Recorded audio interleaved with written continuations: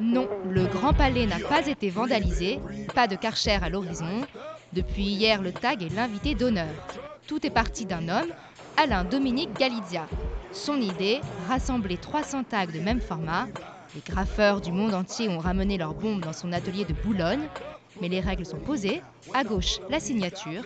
À droite, un sujet libre sur un thème inattendu, l'amour. Est-ce qu'en offrant notre nom comme ça au public, ce qu'on ne recherche pas vraiment et l'objet et le but de toute notre démarche, ce n'est pas justement le besoin d'amour. Et vous avez remarqué qu'ici, partout, l'amour est traité de façon romantique, tendre, sensible. Tout le monde m'avait dit, mais tes taggers, ils vont te faire des trucs épouvantablement glauques, hard, gore.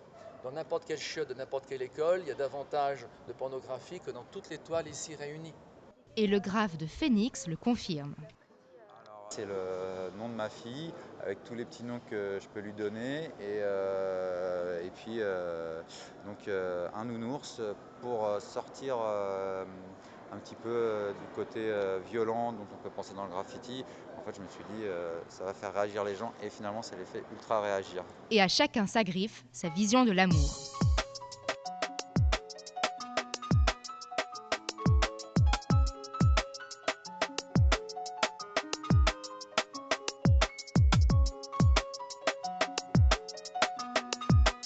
Mais tous ont un point commun, la fulgurance. La main, c'est un seul et unique trait de bombe. Et c'est dans l'espace, ça a été fait d'un seul coup et chac, et c'est fini. C'est fulgurant et ça me touche. Derrière ces traits nerveux se cache un méticuleux travail de préparation. Cette amatrice d'art le sait bien, elle a un petit-fils tagger. Je perçois que c'est très très préparé.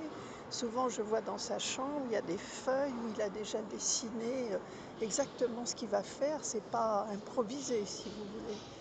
Sauf que le tag, c'est dans la rue. Sa beauté, c'est sa gratuité, son caractère fragile et éphémère. Alors l'accueillir dans un musée, n'est-ce pas le dénaturer ? Il n'y a pas de transgression, c'est permis. Et puis c'est marqué à l'entrée. Ne vous croyez pas permis d'aller taguer dehors. C'est mis à l'entrée. Vous vous rendez compte ? Moi, au contraire, faudrait qu'il y en ait plus même. Ouais. Il n'y en a pas assez. Et puis l'art, c'est bien sûr. Les gens ils disent que c'est pas de l'art, mais le graffiti, c'est de l'art avant tout. La polémique est lancée.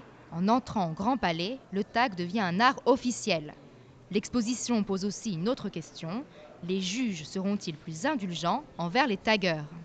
Je pense que l'exposition elle a la vertu de poser une question, de poser la question de la place du graphe.